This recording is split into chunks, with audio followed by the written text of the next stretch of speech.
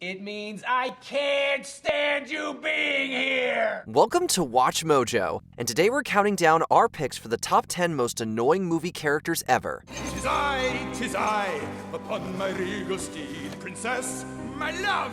For this list, we'll be looking at the roles in films that we absolutely couldn't stand. We'll save the animated characters that got on our nerves for another list entirely. Did we forget a character that you don't like? Let us know in the comments below. Number 10, Maurice Pitka, the Love Guru.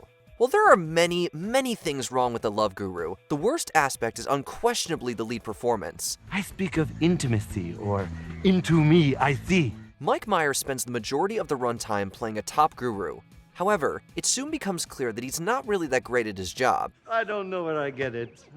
He gives questionable advice that often results in negative consequences. On top of that, he's an awkward person who often says horrible or straight-out offensive things.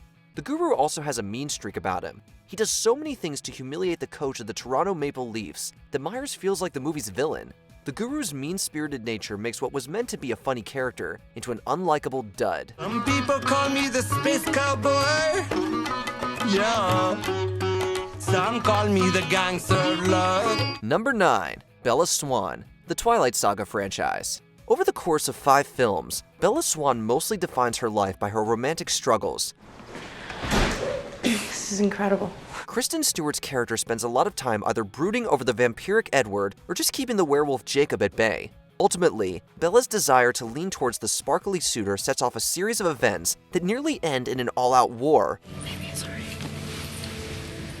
You're gonna be safe. Always. While she can't shoulder all the blame for the conflict, she does make a few baffling decisions. Bella especially got a ton of heat when she repeatedly put herself in mortal danger during New Moon, just to get Edward's attention. If a rush of danger is what it takes to see him, then that's what I'll find. The talented Kristen Stewart deserved more than a role that had her going back and forth between being a damsel and a brooding heroine. Number 8, Sam Witwicky, Transformers Trilogy.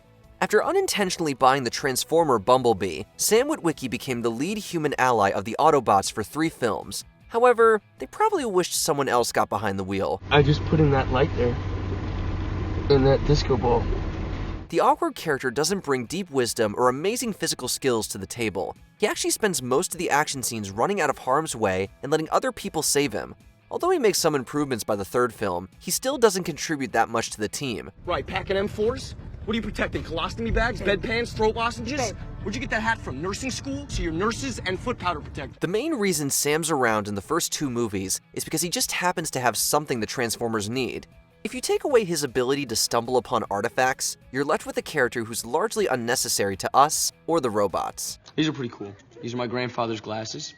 I haven't quite gotten them appraised yet, but they've seen many cool things. Are you going to sell me his liver? Number 7, Pistachio Disguise, the Master of Disguise. Having a great impressionist like Dana Carvey play a role that requires him to bounce in and out of other voices sounds like a match made in heaven. Please, Heavenly Father, show me a sign. I promise I will never mock you again. My family is missing and I don't know what to do. Unfortunately, his role as Pistachio Disguise is far too obnoxious. The lead has an incredibly annoying voice that wears thin immediately. Additionally, Pistachio constantly degrades and harasses his assistant Jennifer throughout the film. You said tiny butter bottom. Did I? The future mother of my babies? I mean, Jennifer? And whenever the movie transforms him, he becomes a character that is either offensive or annoying. The Turtle Man transformation was especially infamous. Am I not turtly enough for the Turtle Club? While Pistachio may have worked in a short sketch, he definitely overstays his welcome in a full film.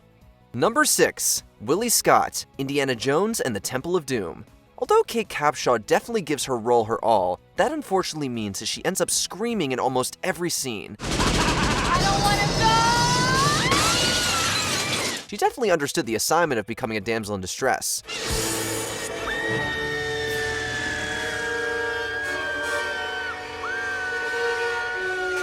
Throughout the film, Willie Scott is written to be entirely dependent on Indiana Jones. She's also worried about her looks despite the danger around her at all times. Outside of being self-absorbed, Willie constantly disrespects everyone around her. To this day, she's often seen as one of Indy's worst travel companions. Oh my god! Oh my god! Oh my god! Oh my god! Is he nuts? The only person who came close to being that loathed was his infuriating and troublesome son, Mutt. Number 5. Ruby Rhod, the Fifth Element. We wouldn't be surprised if Ruby Rhod was intentionally written to be as annoying as humanly possible. Right on, and he's got something to say. When the host isn't loudly commenting on events around him, he's shoving his mic into somebody's face. The boundless energy Chris Tucker brings to the role makes sure every one of Rod's obnoxious qualities are exaggerated. You know I have a shoulder right here, you know? And it must pop, pop, pop! Every time he shrieks or screams, we want to cover our ears. And since Rod is not a fighter, he is absurdly painful to watch whenever anything remotely dangerous happens on screen. We definitely understood why he got on the lead hero Corbin's nerves. While Rod can be funny at times, he's largely a colossal pain. Corbin, my man. I have no fire. I have no matches. I see nothing matches. I have no matches. Number 4. Baruch Assault, Willy Wonka and the Chocolate Factory. Baruch Assault might just be the worst of all the kids in Willy Wonka and the Chocolate Factory. I want it now! What's the matter with those twats down there? Although she's from a wealthy family that can provide anything she ever needs, she makes a crew of workers unwrap candy bars around the clock until they find a golden ticket. The spoiled brat is never satisfied with anything she has. When she's not showing off, she's complaining or even singing about what she can get her hands on next. Cream buns and donuts and fruitcake with no nuts, so good you could go nuts. You're gonna have all those things when you get home. No, now! There's no question why Wonka's machine determines that she's a bad egg. Salt definitely serves as a cautionary tale for parents about pampering their child too much. Number 3. The Joker, Suicide Squad. 2 actors have won the Academy's biggest award for playing the Joker. Jared Leto definitely wasn't one of them.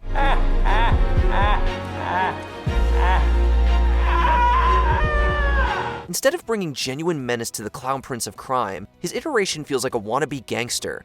Thanks to his strange vocal delivery and weird tics, it feels like he's trying hard to convince us that he's a threat.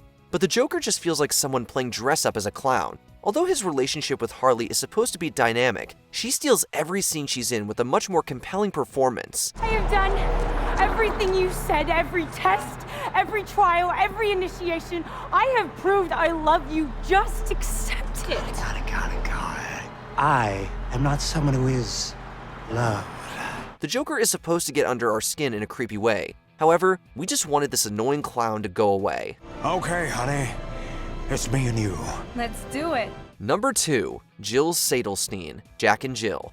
Adam Sandler has played a few grating characters during his career. Yeah, I used to talk normal too, but that was before my brother Cassius hit me in the face with a shovel. A combination of a bizarre voice, weird expressions, and a thin writing made his Little Nicky character a huge pain.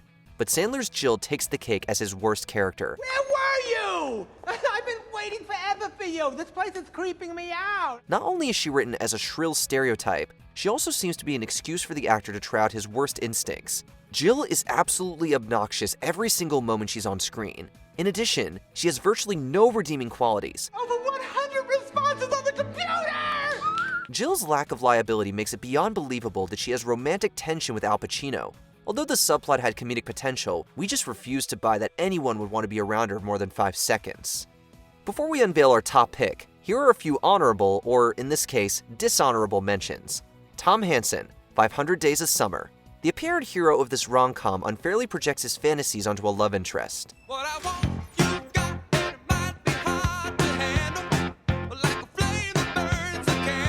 Lena Lamont, Singin' in the Rain.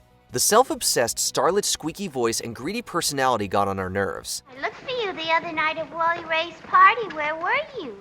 Oh, I've been busy. Give us the lights out. Man, I know what you've been busy at, looking for that girl. Eddie Brock, Spider-Man 3. Peter Parker's whiny rival lies and attempts to kill heroes for selfish reasons. This is so wonderful for you. Well, you might want to tell JJ to make a little more wall space. Before we continue, be sure to subscribe to our channel and ring the bell to get notified about our latest videos. You have the option to be notified for occasional videos or all of them. If you're on your phone, make sure you go into your settings and switch on notifications. Number 1. Jar Jar Binks, Star Wars prequel franchise. This Star Wars creature is easily one of the most hated beings in the galaxy. No, Mr. Stay. Mr. called Jar Jar Binks. Mr. your humble servant. After quite literally stumbling into the plot of The Phantom Menace, he completely weighs down the film. Jar Jar was so immature that he felt like more of a child than the young Anakin Skywalker did. Outside of his terrible personality, the alien's bizarre speech patterns were criticized for being grating to listen to. Gonna be messy. Me no watch it. After debuting in The Phantom Menace, Jar Jar left us speechless by helping Palpatine gain more power in Attack of the Clones. Misa propose that the Senate give immediately emergency powers to the Supreme Chancellor. The fact that this annoying character played a part in the Emperor's conquest is almost too much to bear. Honestly, everyone would have been better off if Qui-Gon Jinn abandoned Jar Jar early on. Did you enjoy this video? Check out these other clips from WatchMojo, and be sure to subscribe and ring the bell to be notified about our latest videos.